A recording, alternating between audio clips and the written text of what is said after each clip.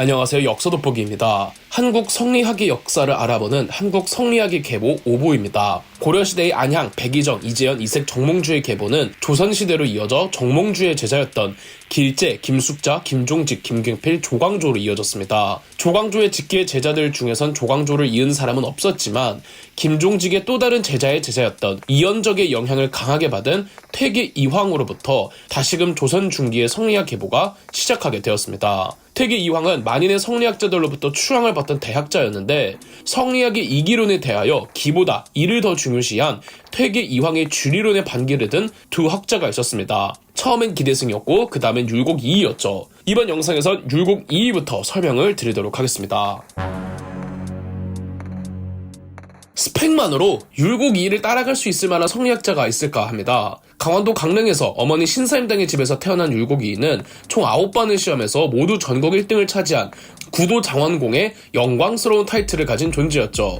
조선시대판 수능이라고 할 수 있는 소과를 전국 1등했을 나이가 고작 13살이었습니다. 율곡 이이의 암기력이 특히 뛰어났다고 하며 경연 자리에서 이이가 입을 떼면 아무도 말을 못했다고 합니다. 하지만 율곡 이이의 결정적인 단점이 있었으니 정통 성리학자가 아니었다는 겁니다.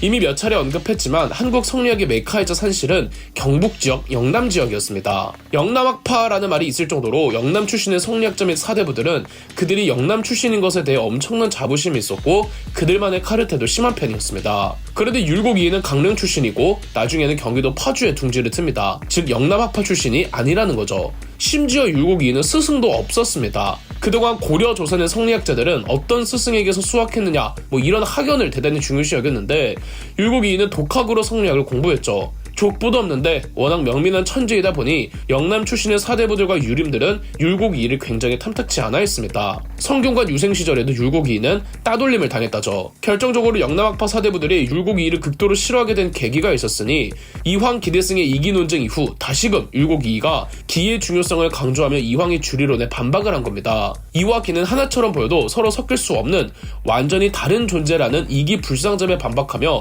과거 기대승처럼 이와 기가 달라 보여도 결국은 떨어질 수 없는 존재라는 이기 불상리를 주장했죠. 정작 퇴계 이황은 기대승 때처럼 율곡 이이의 반박에 하나하나 이야기를 들어주고 논쟁하며 건전한 토론을 해주었지만 다른 영남학파 유림들과 사대부들은 율곡 이이를 매우 괘씸하게 여겼습니다. 퇴계 이황의 주리론과 율곡 이이의 주기론은 단순히 학문적 사상적 차이에서 넘어서 정치적으로도 해석이 가능합니다. 이와 기를 정치에 투영해본다면 이는 통치 이념이자 원리이고 기는 그것이 발현되는 정책이겠죠.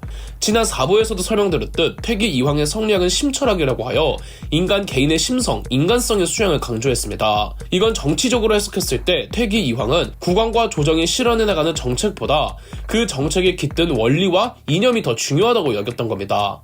위정자들이 어떤 마음을 갖고 어떤 이념을 투영하느냐가 가장 선행되어야 한다고 여겼죠. 아무래도 정치인보다는 학자로서 정체성이 컸던 퇴계 이황은 원론적인 이야기를 더 강조할 수밖에 없었겠죠. 반면 주기론자였던 율곡 이이는 정책에 투영되는 원리와 이념과 사상도 중요하지만 그보다는 정책 그 자체에 집중할 필요가 있다고 여겼습니다. 율곡 이이의 주기론은 이가 기보다 안 중요하다는 게 아니라 기에 따라 이가 훼손될 수 있으니 기의 활용도가 중요하다고 여겼죠. 그래서 율곡 이이는 아주 현실적인 정책 기반과 정책 실현을 중요시 여겼습니다. 그래서 퇴계 이황은 학자로서 율곡 이이는 정치인으로서 바라봐야 하는 겁니다. 퇴계 이황이 죽고 나서는 조선의 14대 왕 선조가 율곡 이이를 전폭적으로 지지해 주었습니다. 영남학파 출신의 사대부들이 율곡 이이의 흠을 잡아도 선조는 언제나 율곡 이이를 품어주며 총애했죠. 이이는 선조의 지지에 힘입어 정말 여러가지 많은 개혁들을 건의하고 시도합니다. 이이의 10만 양병설도 이때 나온 겁니다. 다만 일각에서는 이이의 10만 양병설이 사실은 없었고 나중에 후손들이 이이를 숭상하기 위해 만들어냈다는 이야기도 있죠. 10만 양병설의 진위를 떠나서 적어도 이이가 이때 내놓은 개혁은 정말 파격적인 게 많았습니다.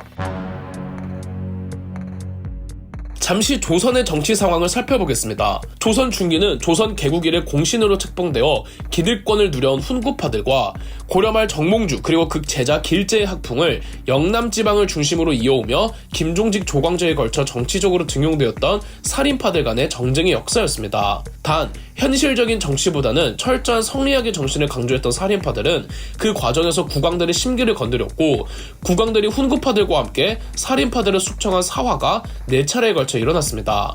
하지만 끝내 사라진 건 훈구파였고 다시금 조선을 장악한 건 살인파였습니다.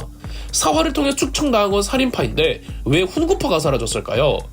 훈구파는 다시 말씀드리지만 공신으로 책봉된 대신들로 공신으로 책봉되지 않으면 훈구파는 만들어질 수가 없습니다. 반면 살인파의 경우 조선 전기부터 공격적으로 조정에 진출하기보다는 영남지방에서 성리학의 학계를 이어온 이들이었기 때문에 그들만의 커뮤니티가 굉장히 단단했습니다. 더군다나 학연을 중요시 여겼던 만큼 스승과 제자의 관계가 돈독하기 때문에 누구 한 명이 정치적으로 숙청당한다고 해서 그 제자들이 다시 조정의 부름을 받아 정계에 진출할 수가 있었죠. 따라서 살인파들의 권력 기반은 정치 권력이라기보다는 영남지방을 중심으로 한 지방의 터전에서 나왔습니다. 또한 훈구파들도 결국은 같이 성리학을 숭상하는 사대부들이었기에 이들도 살인파들의 커뮤니티에 동화되며 훈구파가 자연스레 살인파로 넘어갔던 거죠.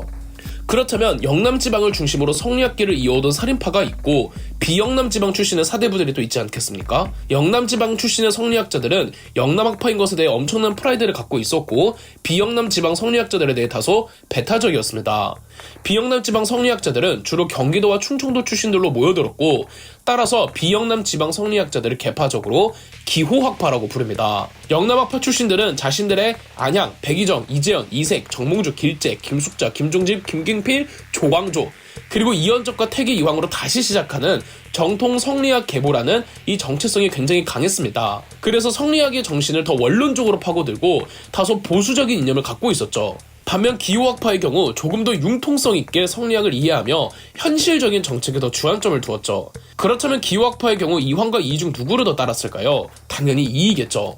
14대왕 선조 제위 초중기 정치계의 최대의 화두는 척신 정치의 잔재였습니다. 척신 정치란 외척, 그 국왕의 외가나 처가가 강한 권력에 개입하여 국정을 농단하는 행위를 뜻하는데 선조의 선대왕이었던 13대왕 명종 때 어머니였던 문정왕후와 그녀의 동생이었던 윤원왕이 권력을 잡았단 말이죠. 윤원왕이 죽자 다시는 외척에서 윤원영 같은 간신이 나오지 않도록 척신 정치의 잔재를 뿌리 뽑아야 한다는 분위기가 조성되었습니다. 이때 입장이 애매해진 한 대신이 있었습니다. 심의겸이라고 심의겸은 13대왕 명종의 처남이었습니다. 심의겸은 퇴계 이황 밑에서도 수학한 제자였으나 심의겸이 영남지방 출신이 아니고 또 척신이라는 이유로 영남학파에서는 심의겸을 같은 살인파로 엮어주질 않았습니다. 당연히 심의겸도 이런 영남 출신들을 좋아할 리가 없겠죠. 1572년 선조가 김효원을 이조 정랑직에 임명했습니다. 김효원은 이황의 제자로 전형적인 영남 출신의 정통 살인파였고 이조 정랑은 실무 공무원들의 인사권을 쥐고 있는 벼슬이었습니다. 공무원들의 인사권을 쥐고 있었기에 김효원이 이조 정랑이 되면 김효원은 영남학파 출신들로 인사권을 발동할 것이 뻔했기 때문에 심의겸이 김효원의 이조 정랑 임명을 두고 반대를 한 적이 있었습니다. 어떻게 김효원이 이조 정랑이 되기는 했습니다만 3년 후에 김효원이 다른 관직으로 이동하게 되면서 이조 정랑 후임자를 두고 심의겸의 동생이 추천이 되자 이번에는 김효원이 반대합니다. 이 사건을 두고 심의겸과 김효원 사이는 대결 구도가 되었고 영남학파 출신들의 텃세에 불만이 많던 기호학파들은 전부 심의겸을 지지했죠. 경복궁 기준 심의겸의 집이 서쪽에 김효원의 집이 동쪽에 있어서 심의겸을 지지하는 기호학파들을 서인, 김효원을 지지하는 영남학파들을 동인이라고 불렀죠. 서인과 동인, 이게 바로 조선시대 붕당의 시작입니다. 동인의 경우 퇴계 이황을 사상적 스승으로 모시면서 성리학계의 정통임을 자부했고 서인의 경우 몇 세대 전 이현적의 주리론에 반박했던 주기론자의 시초라고 할 수 있는 서경덕의 주기론을 학문적 토대로 삼으며 선조의 총애를 듬뿍 받던 율곡이이를 지지하였습니다. 정작 율곡이이는 붕당 정치가 옳지 못하다며 비판하긴 했지만 말이죠. 선조의 전폭적인 지지를 받던 이이는 49세의 나이로 사망합니다. 이이의 개혁안들은 전부 수포로 돌아갔지만 그가 주장했던 거의 모든 개혁들은 결국 조선 후기에 다 실현은 된답니다. 이이의 죽음으로 서인들은 끈이 떨어졌고 이이 사후 선조가 영남학파 동인들을 더 챙겨주면서 조선 붕당의 시작은 동인이 우세한 형태로 시작했죠. 이렇게 선조 때에 이르러 이제 성리학의 계보는 학연적으로 지연적으로 그리고 붕당이라는 개념하에 정치적으로 분열되어 이황의 학파와 이이의 학파로 나뉘어 전개된답니다. 그럼 역사 돋보기였습니다. 저희 역사 돋보기가 멤버십 가입을 시작했습니다. 멤버십 가입을 해주신 분들 덕분에 영상 제작에 큰 도움이 되고 있습니다. 감사합니다. 영상 재미있으셨다면 구독과 좋아요, 알림 설정까지 해주시면 감사드리겠습니다.